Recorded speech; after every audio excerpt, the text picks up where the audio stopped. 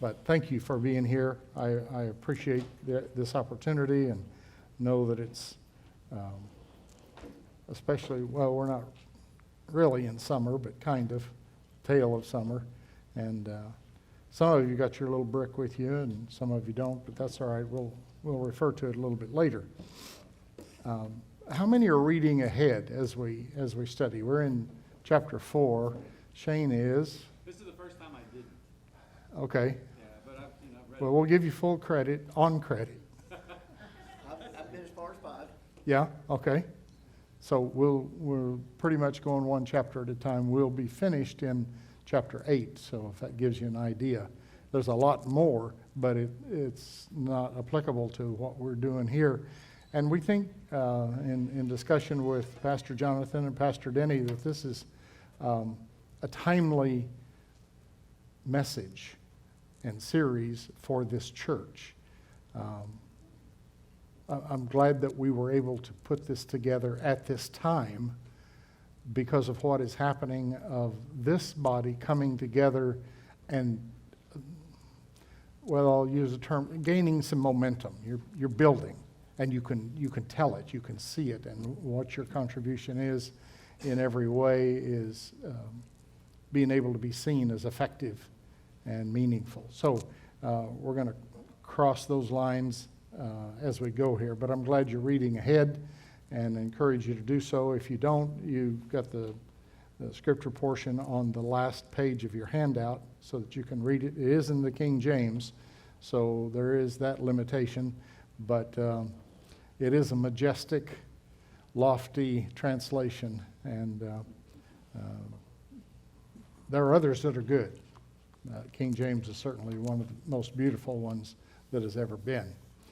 The background of Nehemiah chapter 4, Nehemiah is shown a great need. That need is the rebuilding of the wall of Jerusalem. Everything is not down, so but the walls have been topped, I'll call it, and you'll understand the burning in just a few minutes, but a lot of destruction in the gates and those where the gates were attached. So we see that he has a deep concern and he wants to be involved as part of the solution. And this is not an absolute statement, but in most cases, your intentions will be tested, and the proof of your intentions come out in your involvement. Now, there are people that do things for the wrong reason, and that's why I qualified that statement. But for the most part, if you're not willing to work on what you say, you're not really that interested. You know, you're just kind of the idea man and need other people. And to answer Larry's question, yes, I'm wearing a barong from the Philippine Islands. I was there some years ago, and this one was off the rack. I had some that were custom made as well. This is first class Sunday morning dress up for men in the Philippines. It's too hot to have a tie. It's too hot to have long sleeves. And so it's roomy and airy and yet decorative. It has the 2 stripes. And you find some of this style in Mexico. They're called guayaberas. Similar. It's a similar style, yeah. But I don't know who borrowed from who, but the barong in the Philippines is big deal. So I just thought I'd wear something comfortable tonight and dress up for any Filipinos that came. So, Nehemiah, that answers the question that you had, I know. Nehemiah wasn't honored with his position. He wasn't given, a nice salary. He was not told that he would be held in high regard for many centuries by Israelites and Christians that know of what he did. He was just simply, yet very intensely, shown a need. Here's a need. And you've understood things in human conditions, whether it's an emergency or whether it's a prevailing condition, something that stirs inside of you that you want to see something done. And then, of course, we find out whether you want to be a part of that or not. And this can creep in, always does, to local churches. You see a need and you wonder why somebody didn't take care of it. Because, in the operations manual, somebody's got this description of the job to take care of that, but not always. Things aren't always taken care of like you think, but testing the depth of concern and commitment if it's a godly stir. Now, there's just that over-compassionate thing that some people can get where they just tear up at everything that happens, every little puppy or kitty, tears their heart away. But I'm talking about what the Spirit of God does in your heart when you see a need in the local church. And usually we don't have to really be concerned about the plan or the provisions that God will bring. If He is moving on your heart, He's already got some things planned out ahead. He's ahead of you. He's not just walking, hand in hand as we explore. He's got it arranged long term. And now He's looking for somebody to pull the trigger and get involved, and He'll bring the provisions, and He'll show you how to do it.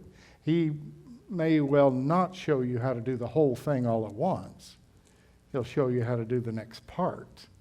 And that makes some people nervous, but then you'll get used to it. Maybe. Nehemiah presented the need to the people of Israel, specifically those of Jerusalem, those who had Jerusalem in their heart. And what a wonderful phrase that we read last week, let us rise up and build. How applicable that is to so many things. Let us, you and me, see that us is such a wonderful inclusive word. Let us rise up, get up out of our easy chairs, and build. And building applies to all kinds of things. Things that are physical, things that are emotional, things that are spiritual. There are just all kinds of building projects that the analogy fits so very nicely. So as the people of Jerusalem follow Nehemiah's God-ordained leadership, and that's a carefully crafted phrase, they begin the project. I mean, they get up, let's go, let's do it. And they jump up and start. Nehemiah has a plan. God has given him a plan and a way by which to do it, and has already got the provisions in place. But as soon as they begin, opposition arises. Now, you can't do reverse logic on this and say, well, if we're having a hard time and a struggle in that, it must be the enemy fighting against us. So we'll cast him out and, keep fighting. Sometimes you're just doing it wrong. And there's a reason for the opposition, because God's trying to get your attention and get you back to the original project. You know what I mean? He won't empower things, your bright ideas. Let me just put it that way. Your own self-will and bright ideas, He doesn't empower that, and He's not obligated to. Oh, Lord, give me power out here. Well, why don't you get on my track and I'll give you all the power you need. I'll give you all the power you can stand, or you can't even go to sleep because of what's going on in the anointing. So in chapter 4, we will deal with two things. One is the opposition to the work from outside sources, and this is usual and to be expected. If you're building a Christian church in what was... this is not a Christian nation. I'm not anti-America. I just recognize it for what it is. This is not a Christian nation. If you follow the values of this culture, you will go straight to hell. You can say amen. It's all right. If you follow this culture and its values, you will not be in the kingdom of God. This is not a Christian nation. It maybe was at one time, but it's not now. So if you're trying to build a Christian church anywhere, including America, you're going to have some opposition. There's some people not going to like that. And that's been proven in a lot of places, including this city. But in chapter 5, we will also see the opposition from outside the wall, from inside the wall.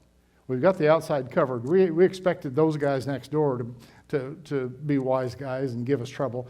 But what we didn't expect is the brethren inside the wall to give us static and trouble. And that's kind of a blindsiding thing for all of us when you get opposition from within the camp. So these two guys, well, maybe we should read. Has everybody read the first 6 verses of chapter 4? Okay, I think you have. Let's just go on.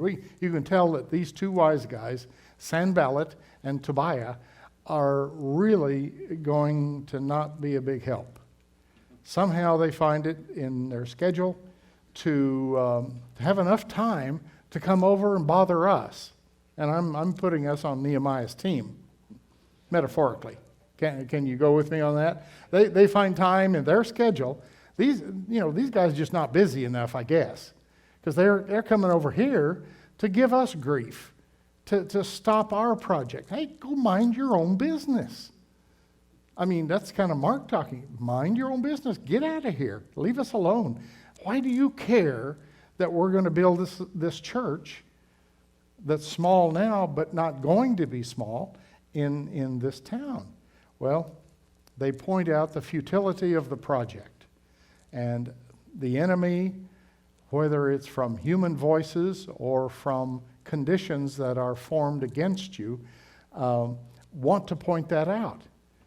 Every grand idea, every genius idea starts out really small and weak, and starts out in one person's heart usually. Every huge thing starts out as an impossibility. Well, you can't get that done. It's just not enough people interested in what you have to say, Pastor, and we'll support it and help you work and set up and tear down for all that torture time that you had. And it's so much nicer to be in here, isn't it? It is. Yeah, these aren't trick questions, isn't it? It's all right. The first point of the enemy, and I'm putting Sanballat and Tobiah kind of together as a team, so that I can just hit both of them with the same rock. How about that? So the first point of the enemy, these guys that are giving us trouble, the purpose of the project is criticized. The purpose of the project is criticized. And so to use their phraseology, as it's in King James, what do these feeble folk at New Beginnings Life Church? You see, he's insulting them. And he's identifying exactly what do these feeble people think they're doing? Is this just grandmothers and little babies in there? Oh, there's a few weak men in there too. And, we don't know if they're a little iffy or what. But do they think, and I'm asking their questions, do they think praise meetings and testimony meetings, Bible study meetings like this make any difference? They think no. That we're kind of deluded that we would have some kind of effect on people's lives and on neighborhoods and eventually on this city. Do they believe that trying to convert one person at a time is going to do anything to change the world? Come on. I mean, this is just so little. This is just so few. This is just so weak. Why are you people wasting your energy? Are you with me on their bad thoughts? Did I do a good job for Sanballat and Tobiah? They're just wise guys here. And, kind of the ultimate comment from them, do they think all this religious sacrifice stuff will make the wall jump up in one day? Well, of course not. That's a connection that they make that we haven't made. But our assurance is this. Is there something that Jesus instituted called the New Covenant? And Paul teaches extensively about the New Covenant that connects by blood and by sacrifice you and Jesus Christ himself. And in this testament, and I hope that you recognize testament is a legal word for heirs. Last will and testament, this is it. This is the statement to the heirs of the one who died. The testator, that would be Jesus himself, has to die for the testament to be effective. And he did. Now, he's alive again, but he did die to validate legally. And in this new covenant, in this new testament, it says in 2 Corinthians chapter 3, and I'm going to paraphrase it, that the weakest, most inadequate people are now competent to minister. Hello. Amen. I mean, you think of what that is. The weakest, least talented, most incompetent are qualified now by the new covenant, not by anything else, not by a religion, but by this covenant in blood from Jesus Christ himself, to serve and minister effectively. At this moment, well, I've been ordained by a number of different big organizations. I don't have membership at this time. I'm not a rebel, but I am an independent, and sometimes that's a fine line to walk. But there are those things that becoming a member, being ordained, given credentials in large, meaningful organizations helps you be credible in your message. But it's the new covenant that makes every Christian believer a minister. We don't rank over you. That's my opinion. Brother, you can come up here if you want. We saved a seat for you and a yellow page. We're glad you're here. Amen. And we got a late start, so, join the club. We're basically just going over Sanballat and Tobiah, and they're jerks. Yeah. Yeah, and we're trying to refrain from describing what they really are. Yeah, dirt bags, for sure. So the new covenant, this is in 2 Corinthians chapter 3, verses 5 and 6, if you want to make note of that. And read and reread that until you have got yourself projected into that condition that you are involved in the new covenant, in this blood covenant with Jesus Christ, and because of that, he has made you competent to be a minister. What chapter was that? Chapter 3, 2 Corinthians, verses 5 and the first part of verse 6.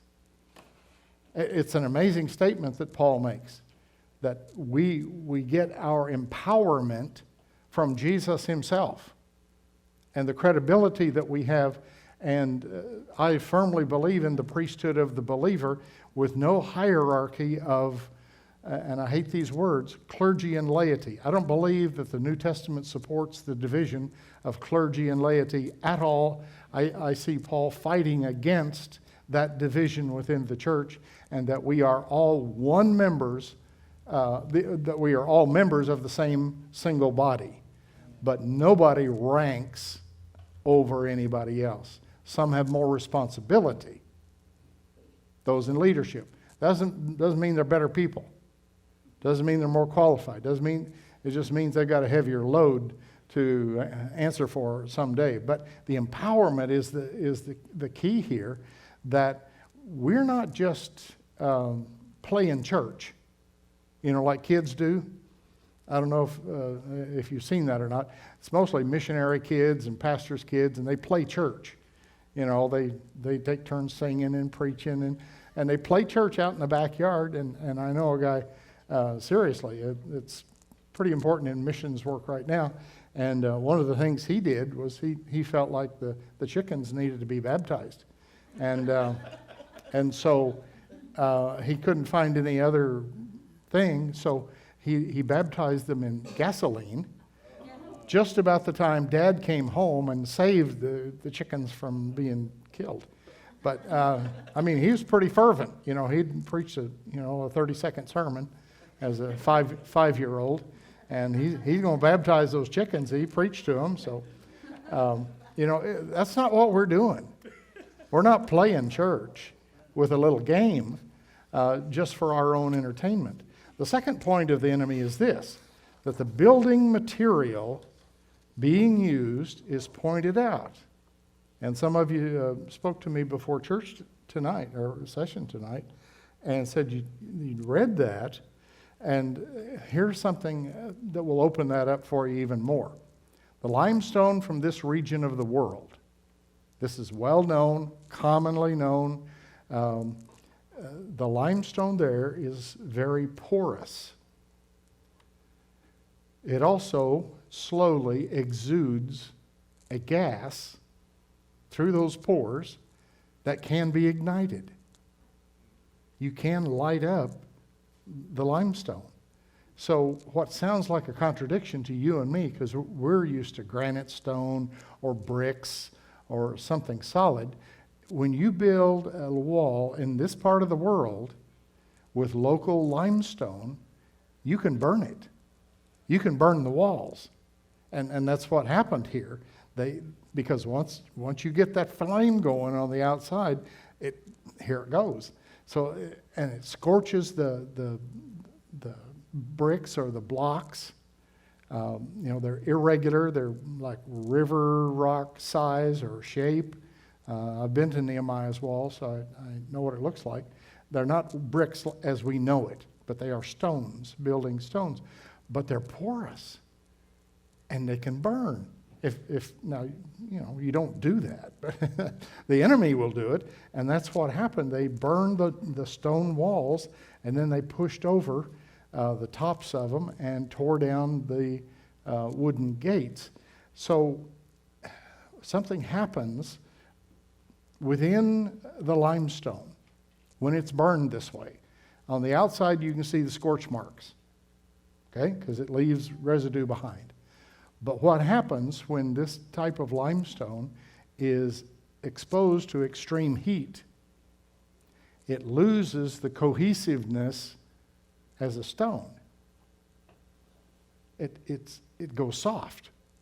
It still looks intact, but what happens, and here's the big problem that Sanballat and Tobiah are observing, they're going over to the piles of rubble, and it is rubble. It's just, burned out blocks and stones.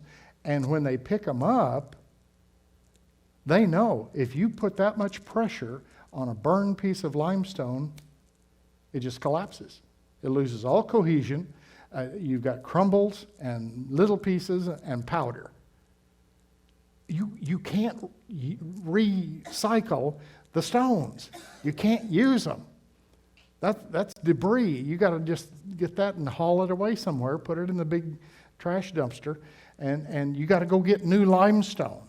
So they're watching them, but they see, and if you read the first 6 verses of chapter 4, you see that these two guys are observing these stupid people, air quotes, are using the old burned out blocks of limestone to try to rebuild the wall. Ha, ha, ha.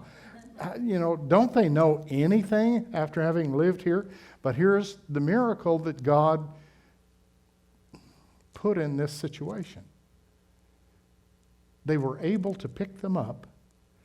The stones did not crumble, and they rebuilt the wall with the old debris. It's the only time in history that this actually happened and worked. Not because they knew how to handle, non-cohesive material, but God worked a miracle every time somebody tried to pick up a stone. He put the substance back in it. You can go there today. This wall was rebuilt in 444 BC. And I think I told Shane I was going to try to find a picture. I have a picture of me pushing on the wall of Nehemiah, and it's still solid. That was almost 2,500 years ago. And it's just this old burned out blocks. Well, we're going to come to a personal application in just a minute on this, but I want you to know about the relationship of the blocks being questioned. This is the third point of the enemy. So then the other guy chimes in, Tobiah. He's got to get his 2 cents worth. And so he insults them with this: if they did get a few blocks to stand up, a little fox could run by and with its bushy tail just brush what they've built and it'll all fall over. Now that's pretty bad. I mean, that's a deep creative insult, that's for sure. Don Rickles would be proud of him. I mean, he really laid it on him. But, you know, there is a jeering culture around us as this church is being built, and very much like Sanballat and Tobiah, they view the Church of Jesus Christ with the same disrespect. Specifically, that building and growing a local church body is futile and pointless. Why do we need another church in the buckle of the Bible Belt? Why do we need another church? Well, there's still people out there that need to hear about Jesus. You know, there have been in a few rare places, one in Mexico a few years ago, where the gospel came into the village and everybody got saved. Everybody. You know what happened? They closed the jail and fired the sheriff. He didn't have anything to do. I'm serious. They closed the jail. And until they close the jail in Miami, we're going to keep building. Amen. Some more people need to hear. You know, as long as there's one more of these places out here that's dispensing, well, you understand. We as individuals are viewed as weak, inferior building material. Now, I don't mean to insult you, so just if you'll go along with me. How many liars do we have in the house tonight? How many thieves do we have? You ever stolen anything of value? Yeah. Uh-huh. Yeah, your face is getting pink, brother. You've been there too. How many had trouble with alcohol and drugs? Man, did you see this, Pastor Jonathan? You can't build a church with these people. Are you with me on the logic? These aren't the kind of people that you would choose to build a church. Hello? And me included. I have a sordid past that I'm not going to share with you. You just take my word for it. You know, preachers' kids are about, well, if preachers' kids ever get saved, it's a miracle. I'm telling you. And I'm one of them. But we are not good material to think about building a church. I would have chosen some better people or a higher level of standard. How about you? I wouldn't have picked me to build a church or to be in ministry. So we need somebody better. Are you with me? But God didn't make that choice like I would. You see, not only are we bad building material, it's also reported in the community that our relationship with one another is very fragile and can fall apart at any moment.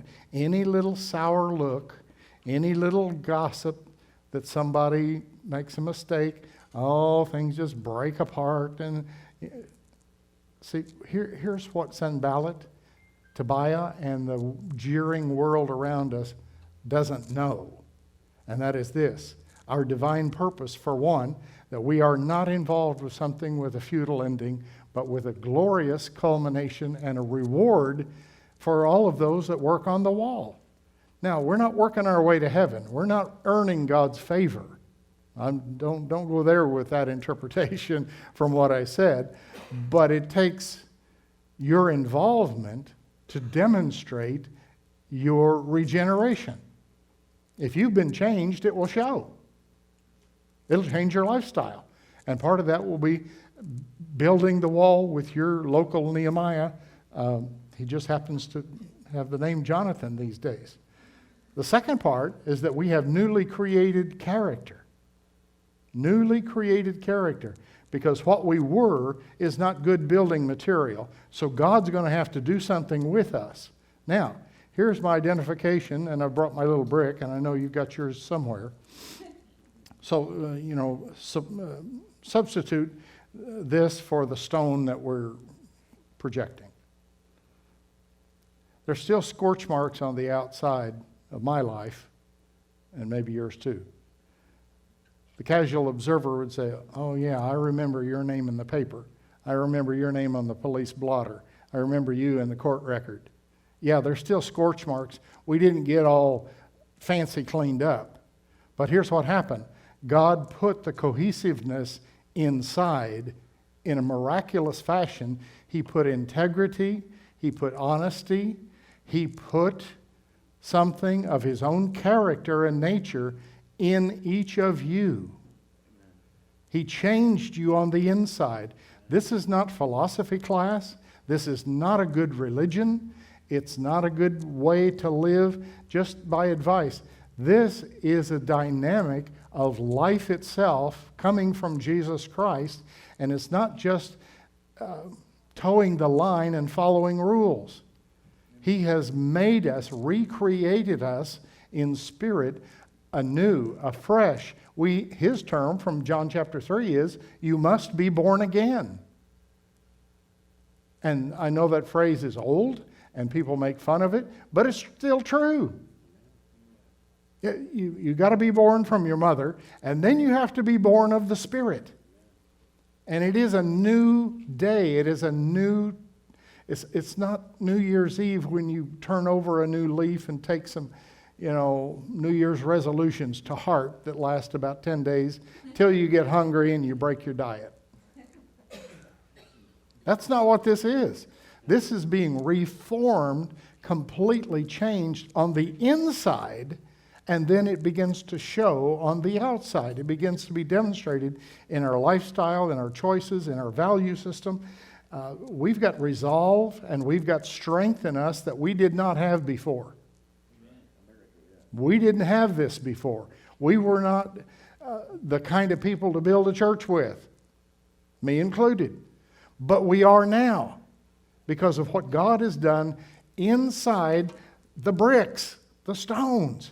He took the old rubble. Come on, appreciate this. Make this part of your testimony. Next time you look at your little brick, just go, this is me. This is me. And he changed me completely on the inside. He changed everything. He'll change your personality. He'll change your attitude. He'll change your destination. He'll change your future. He'll change and bring about a ministry out of rubble. Now, your old friends will still remember how you were. They're not buying this new stuff. But you didn't get religion. I'll tell you a little story about a guy. He didn't know anything about Scripture. He just knew that on Sunday a change had come to him when he gave his heart and life to Jesus Christ. Well, they heard about that down at the workplace, and so Monday they start in on him. All the detractors. Hey, John got religion yesterday. And he said, no. And they started picking on him. See, because the detractors often know more Bible than you do. And that was the case in John's situation. They said, hey, you don't believe that fairy tale about Jesus turning water into wine, do you? That's just crazy. He said, I don't know anything about that. I've never read it. It was all new to him.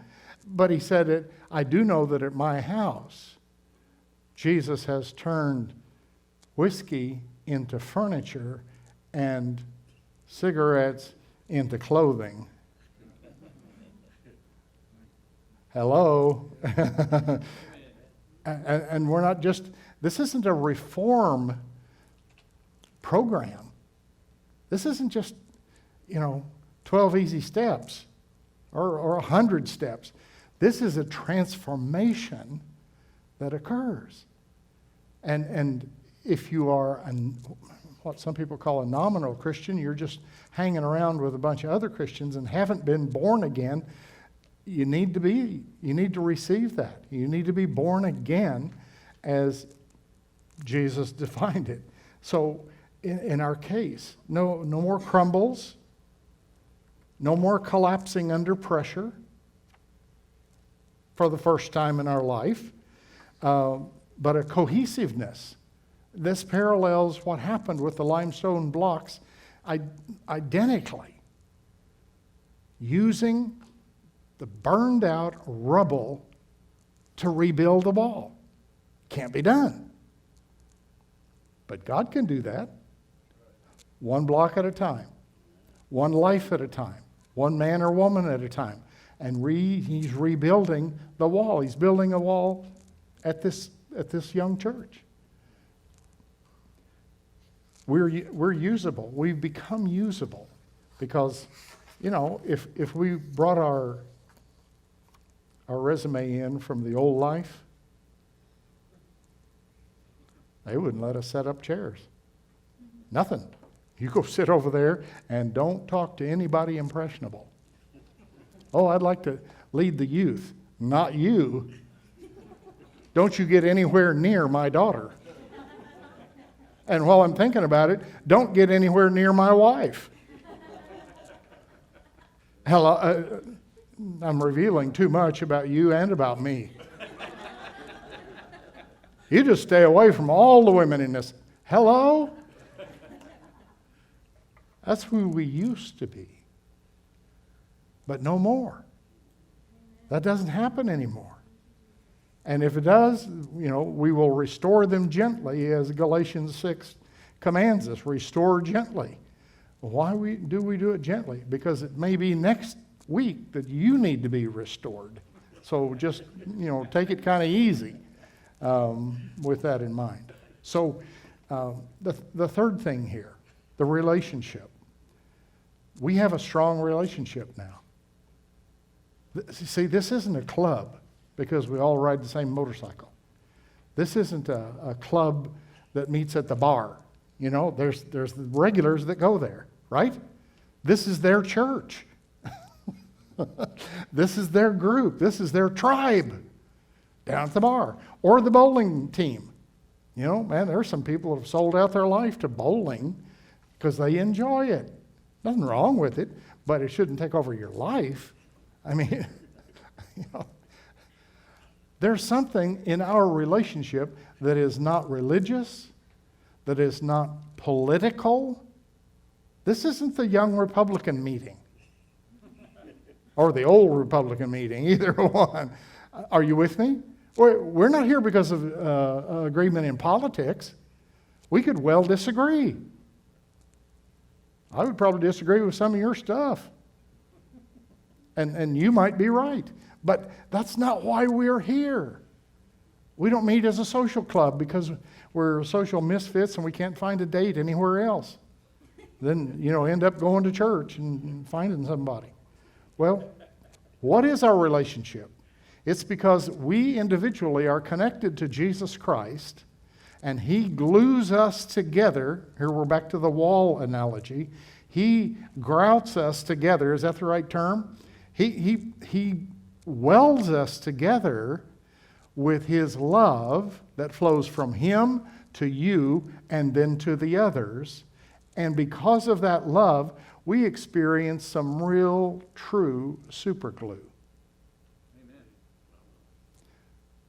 You see, say again? Emphasis on the super. It's super. This is the love of Jesus that's as pure as love can be, that flows through you to the other people that are in the wall.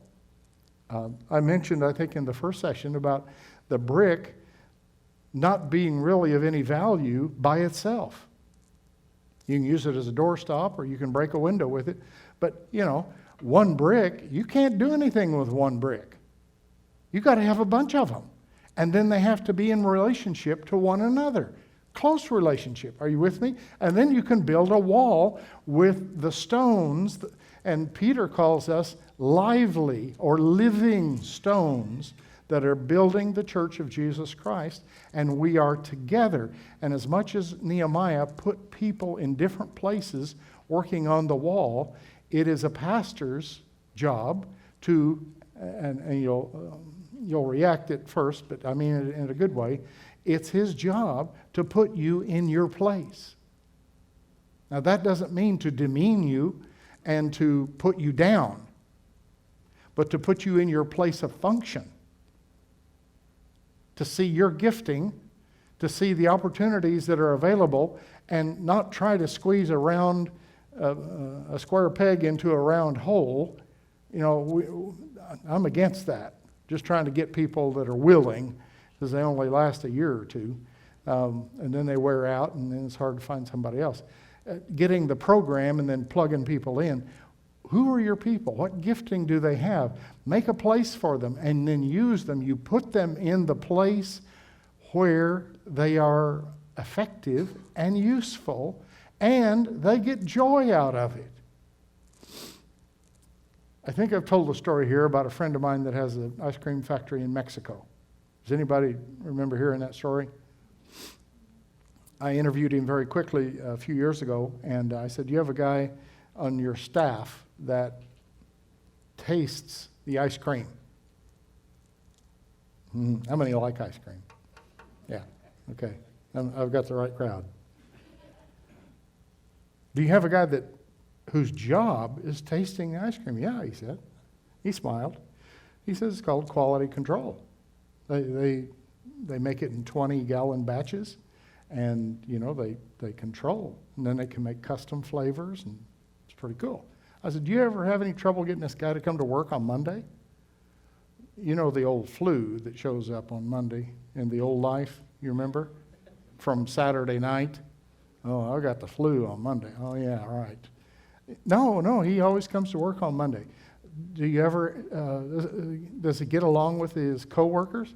Yeah, he gets along with everybody. Do you ever have trouble getting him to take a day off or a holiday or a vacation?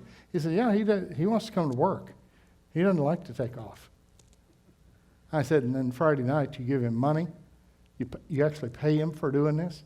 He said, yeah, I do. I pay him to come to work and eat ice cream,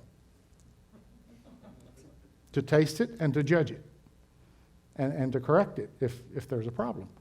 You got to have somebody. Can you imagine the motivation for that man to go to work? He's not going for money. He's going because he loves his job. And, if he misses a day, he might get replaced. Oh man, you don't want to mess up this gig. This is too good. I need to have at least that kind of motivation in my spiritual ministry as that man has. Huh? At least. Now, if you're doing some stuff and it's really frustrating and you don't like it, not because it's hard, but you just don't like it, you probably need to fit somewhere else. You've discovered what your gift is not. Until you come to the place where this is like chocolate cake and vanilla ice cream. Oh man, it just doesn't get any better than this. You see, I don't come here to be paid. If I had to, now I'm not volunteering, but if I had to, I would pay you for the privilege of doing what I do. That's how much I like this. And I've done this for close to 50 years all over the world. And in many cases, I did have to pay. Because overseas, they don't have any money to give you. You got to pay all the expenses. You got to bribe all the officials and rent all the equipment and get the permits and rent the tent and rent the sound equipment, all kinds of stuff. You got to do it to make the meeting happen. They can't do that. That's loving your job. God putting in you something that you love to do more than anything else. I grew up in Alaska, and one of the things that is pretty amazing is to watch them race sled dogs. They are bred through multiple generations to run. They would rather run than eat. They would rather run than do anything. And they are so anxious to run, they have to hold them back. The races that start on the main street of Anchorage, which is a world championship race for, it's a sprint race. They do three days in a row of 25 miles. That's a sprint. Because the long race is the Iditarod, and it's 1,100 miles, but it's the same dogs. And I was taking somebody downtown one day to see them start, because they start on Main Street and then off they go out in the country. And they said, well, what makes the dogs run? You know, they envisioned a paddle or a whip or, you know, something. I said, wait till you see it. You know, here's 20 dogs pulling this light sled with a man on it. And they've got about 10 or 12 people hired to hold the dogs down until the starter gun goes off. They are jumping forward and go way up off the ground in their harness. They're trying to run. They know this is the time. We're hooked up. We're connected to the sled. Turn me loose. And when those 15 people, however many there are, hear the starter gun and just back off, every dog just hunkers down and begins to run. And they will run for 25 miles without a break. As fast as they can run. What makes them run? They're sled dogs. They love to run. They love to run. They don't stop for anything. Not for a snack, not for a drink, not for a potty break, nothing. All that happens on the way, let me tell you. They don't stop running. And more often than not, occasionally, a dog will die in harness. He will run until he dies in the harness. He doesn't get sick till his heart collapses. It's an amazing motivational picture to see. Let's run like sled dogs run. Let's do our ministry unto God. And this is my closing point, but I'm not there yet. The encouragement I want to give you now is, without any reservation, any doubt, put all of the crumbly, burned out pieces of your life into God's hand. He will form a miracle like he has done with many other people, and he will change you from the inside out. And if you were told now at the beginning all the things that God is going to change in your life, you can hardly believe it. Now, if your favorite color is blue, you can probably keep that. And if you like ketchup on your fried potatoes, you can keep that. But everything else is going to change. All your tastes, all your preferences, all your needs, all of the things that brings you enjoyment, everything is going to change in your life for the better.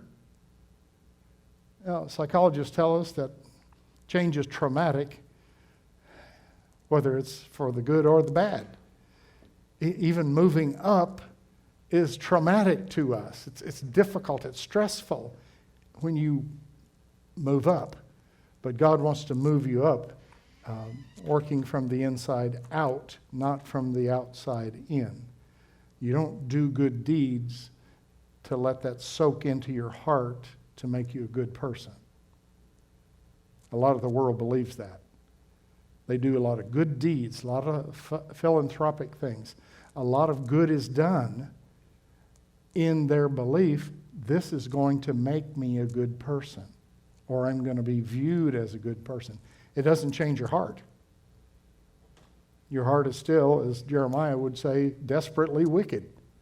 That doesn't work. It only works when the heart has changed, and then it begins to manifest from the inside out.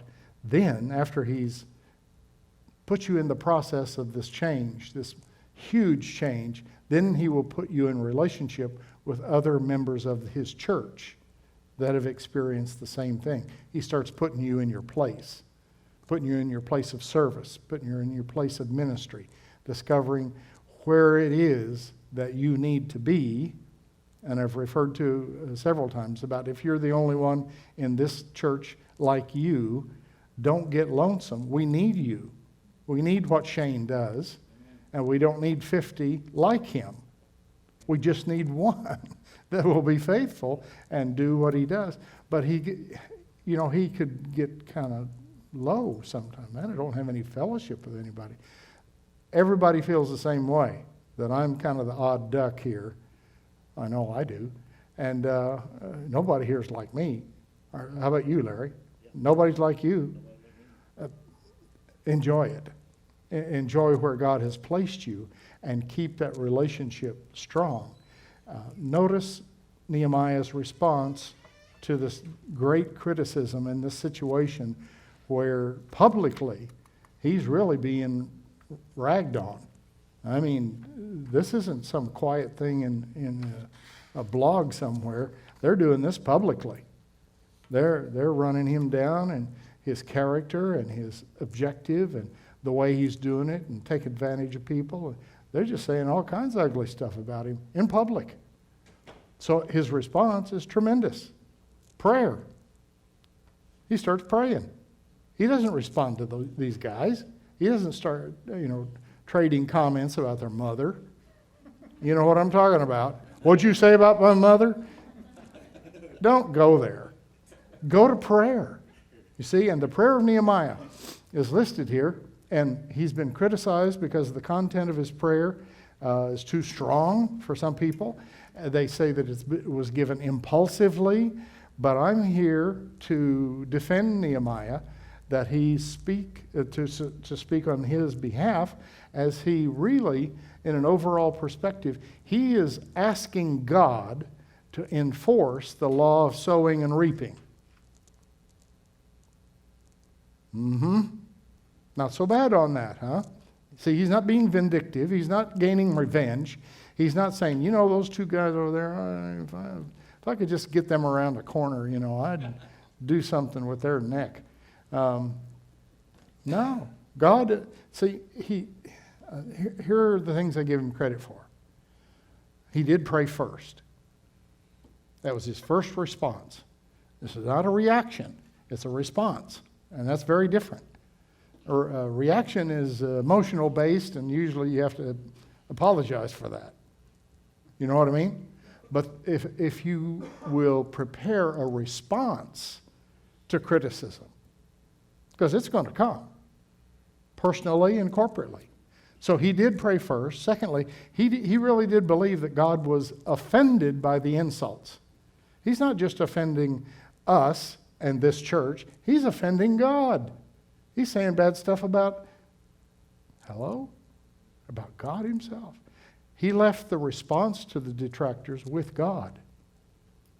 He didn't say, here's what I'm going to do to, take care of you boys. God will take care of them.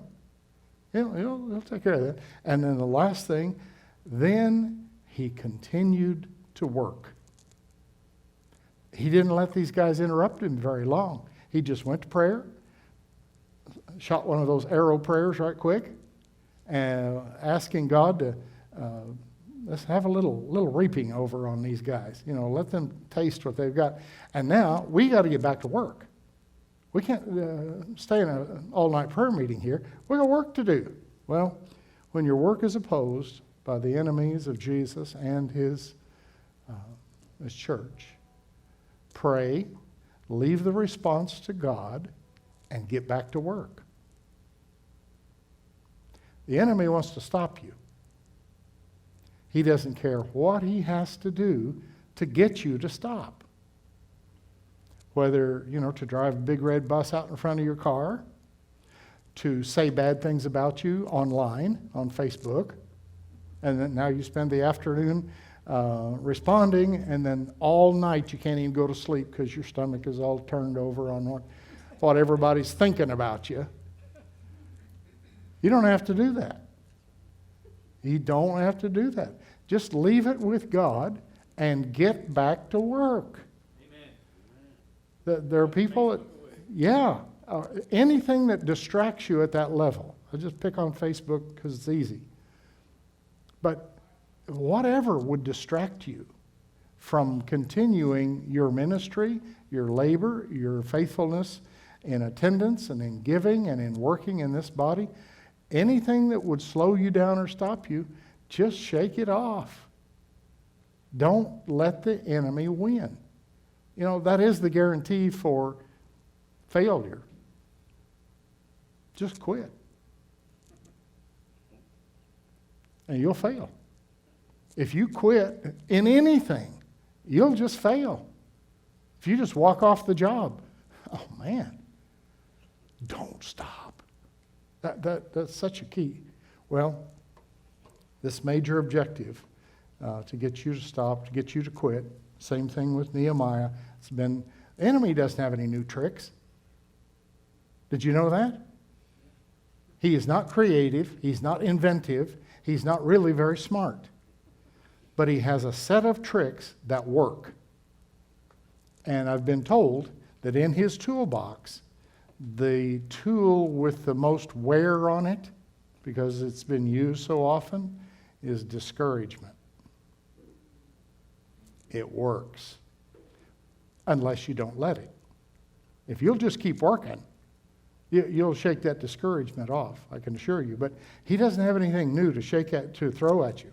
So the last part of verse 6 in this chapter has a key for us, both as individuals and as a church together as we form this local fellowship, and that is the people, in the King James it says, had a mind, it means, or a heart to work.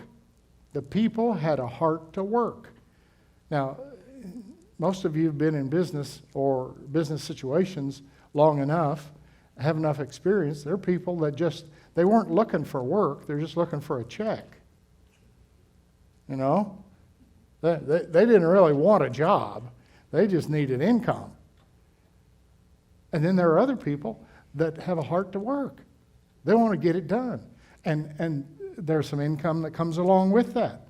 But if you don't have a heart to work, you're going to get worn out doing church work. I can tell you that. Or being one of the local evangelists. If you don't have a heart to work and do the hard stuff, it's going to be tough. It's just going to be a tough way to do it. But if you will let God modify your heart to where you like to do the work, whatever it is you do. Paula likes to fix food. It's work for us, but you don't consider it work, do you? It's her hospitality gift. She likes to do it. And the best thing that she likes to see is an empty plate afterwards. That's the greatest compliment to a cook, isn't it? That you eat everything they fixed, made a mess. You know, it took 3 days to make that Thanksgiving dinner. 45 minutes, you just tear the thing up. All the plates are empty, and you just give a good belch. And the cook says, see, that's a compliment in some countries. I'm serious. The louder you can belch at the end of the meal, the more you appreciate the dinner. And the cook is pleased. She never says, I've worked and slaved 3 days to make this. No. It's not work. She loves it. Is it work? Absolutely. But the heart is different. In this case, hospitality and the need to serve. A mind to work, a heart to work, will spring from a couple of things here. 4 things I want to mention. The gratitude of heart and love toward God. That's got to be first. That you love God, His Son, and the purpose that's going on. A sense of necessity must come in concerning doing things sooner rather than later. I used to use at this point in other countries, I'd teach a few words of Spanish because I only know a few. And one of them was manana. And I taught it in error for a number of years, telling them it means tomorrow. Technically, that's wrong. It means not today. And that's very different. It's very different. And I grew up around Alaskan Indians and Eskimos and some Russians that are still stuck there. And during the winter, they're going to fix the boat because they make a lot of their living from fishing, commercial fishing in the summertime. And I mean every day, all day long, they fish. And it's brutal. But in the wintertime, you know, they relax, they mend the nets, and they fix the boat. But that boat's not going to get fixed today. It's going to get fixed this season, this winter. And for the most part, the Indians and the Eskimos don't wear a watch. That's for the white guys. Because they are seasonal people.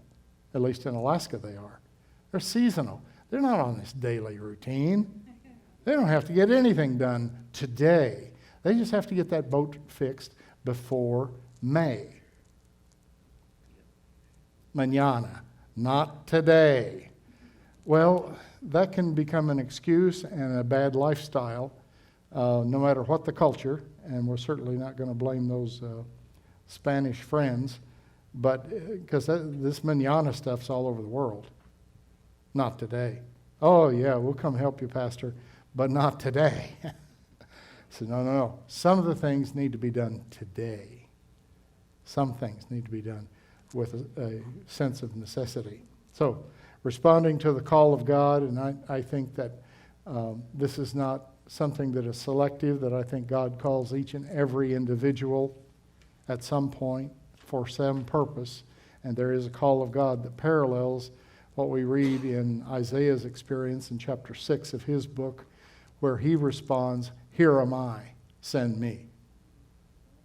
And he had no clue where he was going or what he was doing.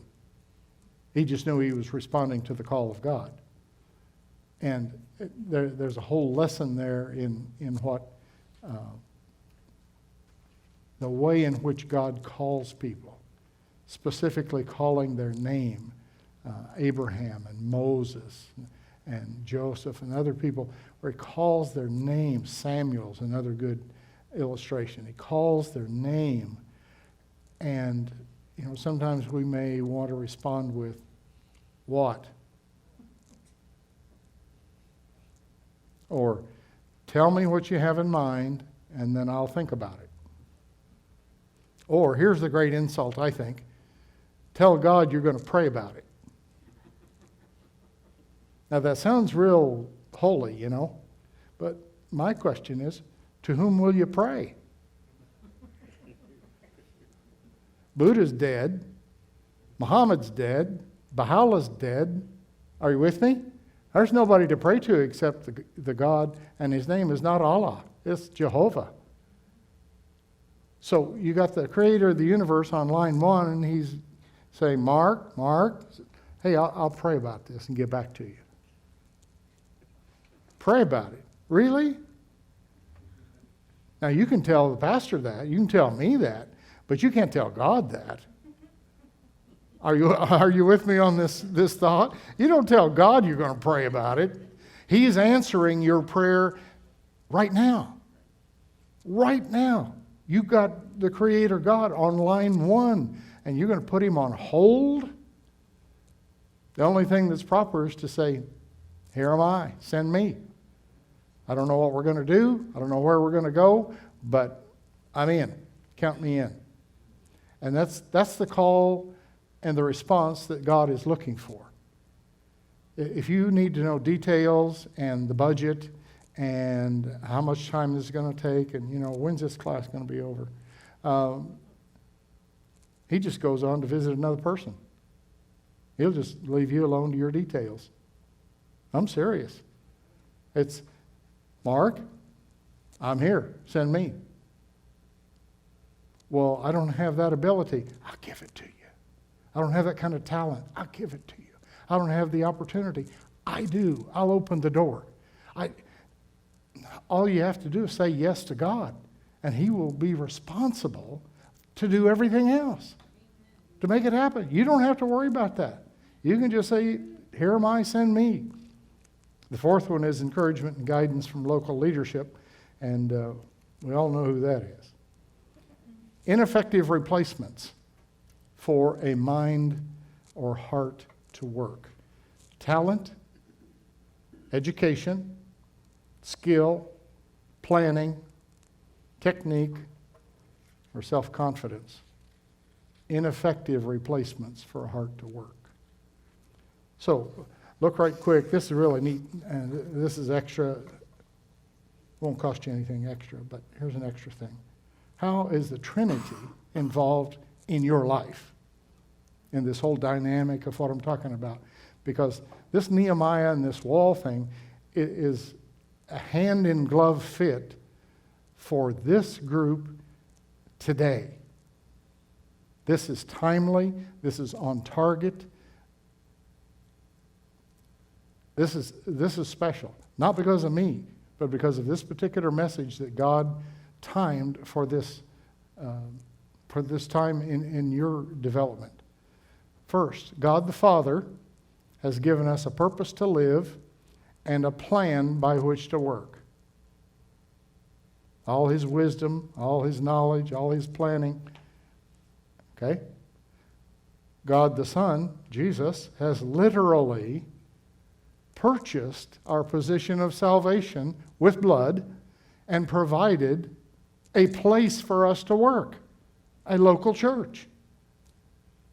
He bought this so that you could work here. Wow. And the Holy Spirit has been promised and given to us, through whom we receive the power to do what He is wanting to be accomplished. Now, if you're an English teacher, you'll appreciate the alliteration of all the P words. That wasn't easy to craft. But you can see all three parts of the Godhead daily active in your life. We have this place to work and this fellowship because Jesus died and rose again. I won't let Him stay long in the grave, and or on the cross either. But here's the caveat. Only you can provide the mind to work. That's something you have to bring to the table. That's not going to be an answer to prayer, laying on of hands by the elders, anointing of oil, intervention by the Holy Spirit. Oh, now I have a heart to work. That's a decision on your part to put your priorities in gear, in place, and do that. So, the rhetorical question is, what do you have a mind to do? And I don't mean to be negative in the implication, but the assessment is important for your own benefit. And if you can answer that question honestly, you'll understand, specific enough to where you can write it down. What do you have a mind to work? Write it down when you get home. Don't show it to anybody. Tear it up and burn it or whatever. But write it down to be specific, and then you will understand what God is doing in your life or why He's not doing so much.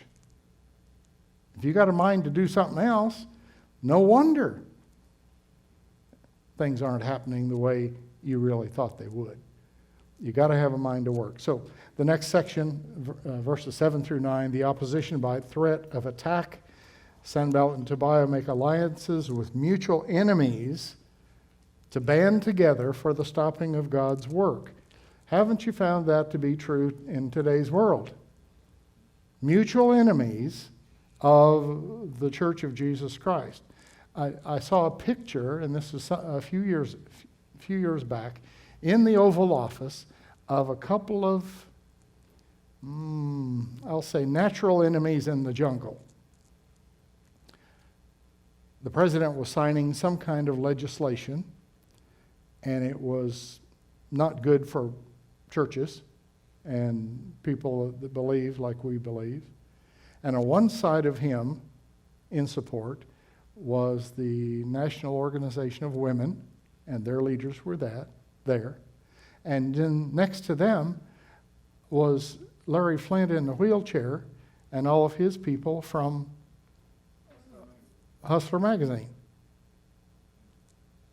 And I thought, these groups don't get along.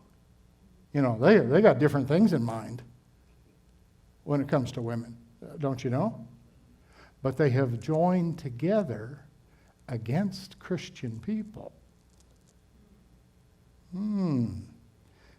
Very interesting what politics does in alliances, or the old phrase is, politics has strange bedfellows.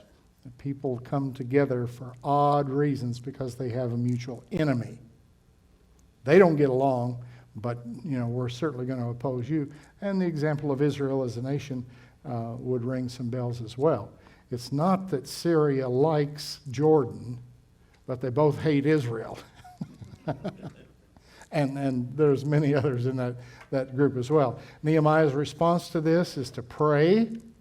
What a surprise. Set a watch, put some guys on security duty, and keep working. Hey, this guy's consistent, isn't he? Now, watchfulness is not a contradiction to faith. Jesus said, watch and pray. So if you're praying while you're driving your car, please keep your eyes open.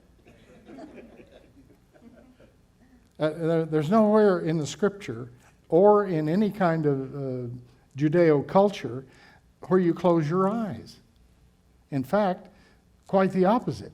The posture of the Old Testament man of prayer was standing up, face to the heavens, eyes open, arms out, palms up to show no presence of blood, no guilt.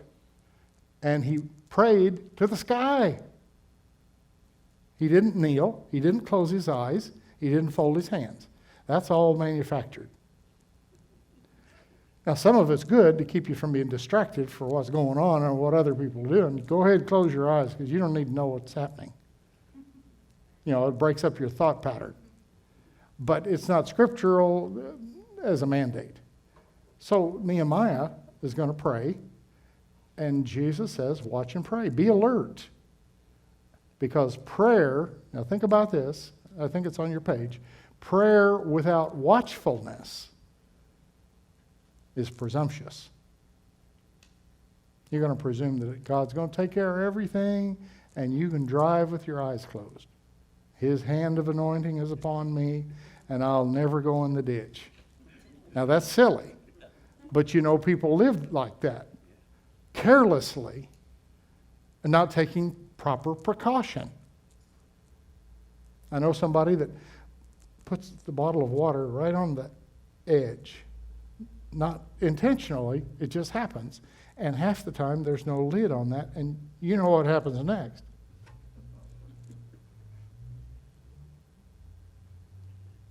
Okay, but look at the other. Watchfulness without prayer.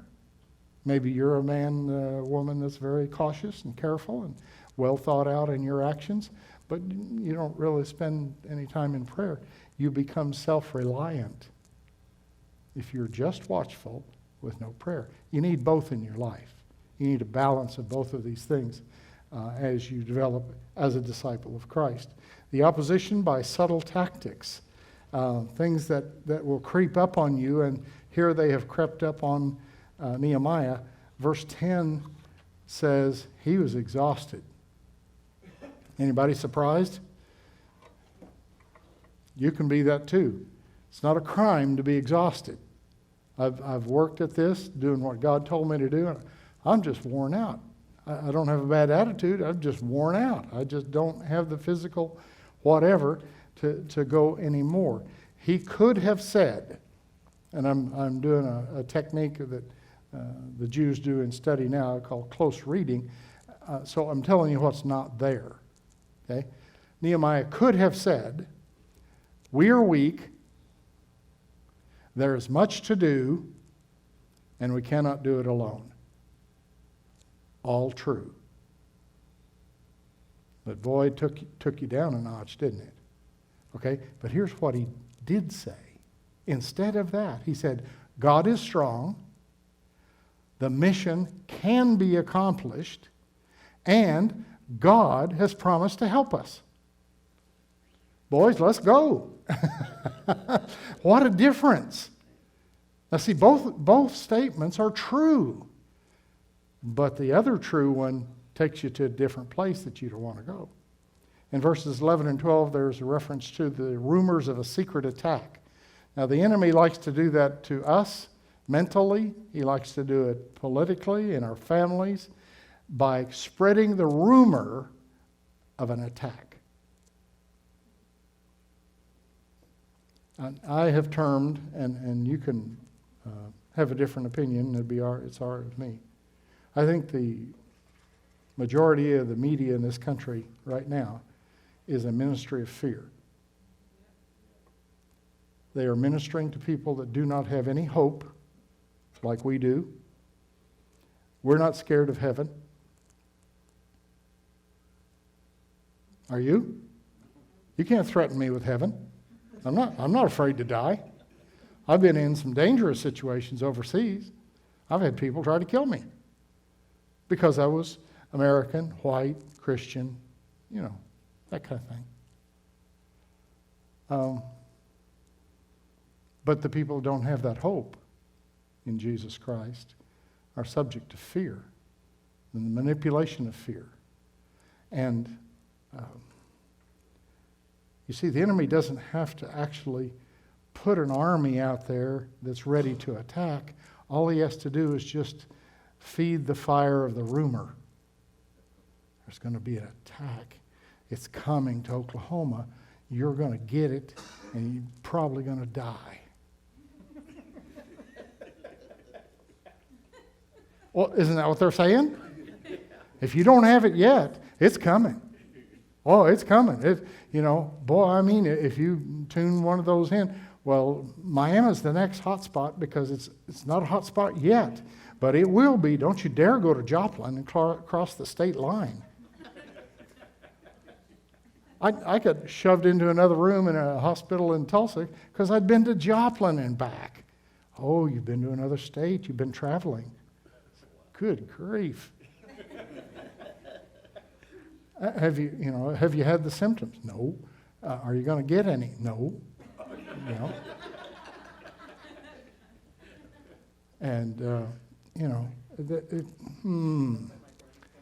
So here's what Nehemiah does. He doesn't worry about it. He doesn't even, post anything about it. He strengthens the weak places. Now, you all know yourselves in your own area, in your own life, where weaknesses are. If the enemy is threatening, strengthen the places where you are weak. That's not an attack or a criticism on anybody, because we've all got strengths and we've all got weaknesses. Look at your weak areas and shore them up. Secondly, he provided weapons for people. He prepared a battle cry, and he devised an alarm system. That if the enemy did come in, if Sanballat and Tobiah brought their army in, there would be a way in which the word could be spread. Pretty good, makes sense to me. How about you? What do you think? He's doing the right thing. Then he encouraged the people. This is something that everybody in the world needs, those especially in ministry that are laboring on the wall. They need to be encouraged. And it's so easy to encourage somebody. You can do it in 5 or 6 seconds. It only takes a few words. It won't cost you a nickel, but it will be valuable beyond gold when spoken to the right person at the right time. To encourage somebody that's doing something. The guys that set up the tables and the chairs and move them around. Man, I mean, if these tables and chairs had odometers on them, they got miles and miles being carried back and forth, set them up, tear them down, set them up, tear them down. Man, oh man, I'm tired of carrying the same table. Encourage those people. Tell them you appreciate what they do. I don't know who did it. I'm not trying to curry any favor, but, and look at those nice stacks of chairs right there. We do need some more chairs, don't we? We know if everybody came at the same time, we'd run out of chairs. And so here we are hoping that everybody doesn't show up at the same time. That's just something wrong with all of that. You know what I'm talking about? And Nehemiah just ensured readiness. I'll tell you a story right quick. I know I've gone long. An older pastor was going too long on Sunday mornings, and so we old guys got a lot of stories that are good, and we don't know when to quit. And so somebody gave him the tip: if you get a throat lozenge, a cough drop, and just put in your cheek, in the back of your mouth, and then when that has melted, finish off. You're done. A good timer, that you can tell without looking at your clock, your watch. And so one day he preached and he preached and he preached. Man, I wonder what's going on. By mistake, he'd put a button in his mouth. Never would melt. So we're at the end here, the last portion, a critical period of the project. Nehemiah, this is craziness, but it's a critical part of the work and doesn't last very long. But he says, please work day and night. If you need to have a change of clothes, just wash what you got and put them back on. Now, you can't ask your people to do that for very long, 1 or 2 days, but that's about where they are. They're right at the end of completing this. The end is in sight, and we'll probably get it built in chapter 5. And so I'll refer you to Colossians 3:23. And whatsoever you do, do it heartily as unto the Lord and not unto men. You can't look to people for compliments or for pay or for reinforcement. We work as unto the Lord. He sees in secret, he rewards openly, and I'm telling you, it's a good piece of advice from the Apostle Paul. Whatever you do it heartily as unto the Lord. And don't pay attention about getting credit from men along the way, or the women either. So, how many have a little more personal identification with your little brick? Maybe you take a match and put a scorch mark on there. Yeah, and go, wow, God's really done a wonderful thing in my life, I can tell you. Someday I might tell you details, but they're too gory. I was a sinner in a preacher's household. I know. Brain wasn't functioning yet.